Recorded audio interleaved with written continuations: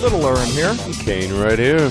Unfiltered still in the house. Our number is still the same, 877-CHAT-212. Now, we were talking about crazy teachers, and I just have one other story I have to put out there. I don't know what the hell is going on in some of these classrooms in America. Certainly not things that happened when I was in school. Me either. We, smoked the cigarettes in the bathroom, did the spitballs, passed notes, talking about assassinating presidents as part of geometry, or doing what happened in this next story is something that we didn't do. We're going from geometry to history. Okay.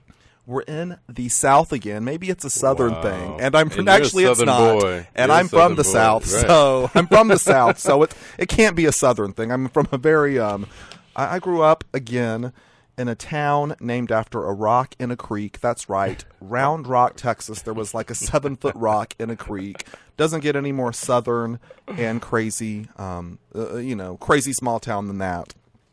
Anyways, Georgia. Okay. Dahlonega, I have no idea where Dahlonega, Georgia is at. This is where the story happens. Okay. It's northern Georgia. Get this. A North Georgia history teacher, she faces punishment. And get this.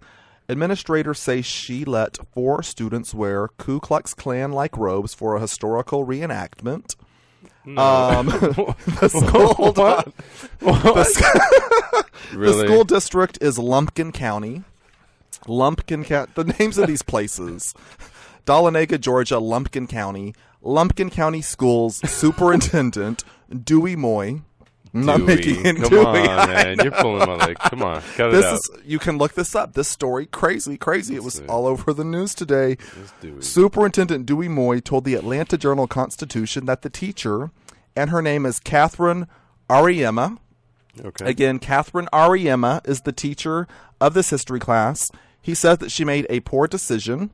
Yeah. Now, this is what the administrators say happened.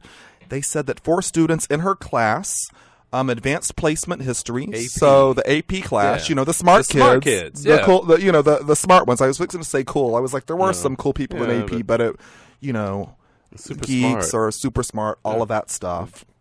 So I should have known better. the But anyway, the AP history class of Mrs. Ariema put on Klan-like outfits while filming historical reenactments.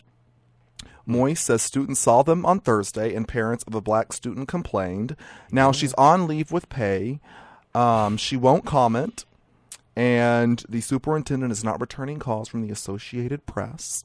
Now, I am totally, there's history that must be learned, both good and bad. In fact, I think it's very important to learn the bad history. It keeps us from repeating mistakes of the past. And then there's good history. And I do think that there is a way to teach stuff in an intelligent manner. Yeah. Now, if I'm going to be taking a forensics course, I certainly don't want anybody to actually be killed to teach me. Thanks, Lauren. Yeah. Yes. Thank Yeah, you. exactly. We're not going to have anybody shot. If I'm taking a forensics class, we'll look at cadavers. I don't know. There's a way to do certain things. I certainly think that the ugly legacy of the Ku Klux Klan and the Civil Rights era and all of that stuff should be covered. Now, if I'm a teacher, I don't think I'm going to be letting my students know that the local Walmart has white sheets on sale for $9.99. Cut out 2 circles right in the eye area. And that's Exactly. fine. I don't think that would be the way that I would personally do it. And inform everybody else on campus, okay? If that's what's going to happen, if we're going to do a reenactment, let everyone know. So I'm not shocked if I see, 4 people in hoods and sheets with crosses burning behind them and people with cameras. I know it's a reenactment. I know it's a part of the history course because, you know why? Because the principal sent out a message. Yeah. And the parents know about it. It's not a surprise. Exactly. Probably not a good idea if you're living in the South to don KKK costumes and just head on to school. Somebody might, just swerve their car and mow you over in a moment of anger. Now, I also find it funny that, this was going on in the classroom and they actually filmed this for later viewing. It just how did this whole thing, I've just got this brilliant idea. Let's reenact the KKK march and videotape this and then show it to everybody. Won't this be really cool? Yeah, Again, I need it. I don't know what this teacher was thinking. Crazy teachers. Now, Wow. You know what, I gotta say, there's exceptions to everything. These teachers, I'm sure, are the exception. I really support public education, but those two crazy stories, they were just in my mind, and I just had to speak about them a little bit. This makes you want to pull your kids out and send them to private school. Exactly. Well, and then that's a whole other issue with the robes. Yeah, no, private school, exactly. A whole other issue, and I'm not a private school person. I'm a public school person. Well, I've always talked about, we live in New York, and I live in Brooklyn, and I lived in the city in Manhattan, and one of the things that's always been difficult is grocery shopping, because you don't have supermarkets here. Right. You have bodegas and little stores, delis, and I really like to cook.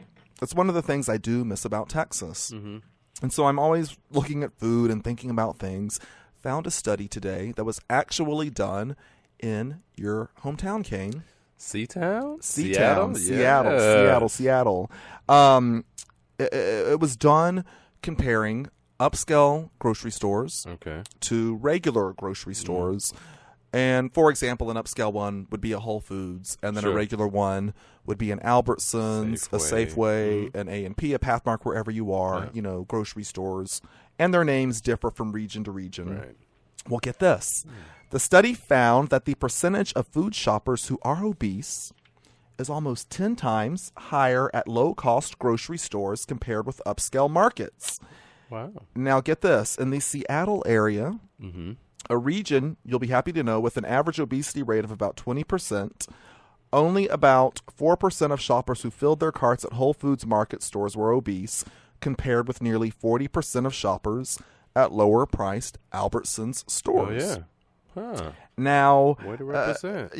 now this is kind of, anyways, let me just tell you this. The findings held true for the 3 highest priced grocery stores in the Seattle region, including Whole Foods, where an average market basket of food cost between $370 that's crazy. and $420, and obesity rates were no higher than about 12%. Well, I got the reason. I got it now. Now, exactly. By comparison, at the area's 3 lowest priced food stores, these would include your Albertsons, your Safeways, all of that good stuff. Lucky's. The same basket of food cost between $225 and $280, and obesity rates went no lower than about 22%. Now, I would again be curious to know how they actually determined obesity. Were they following people home?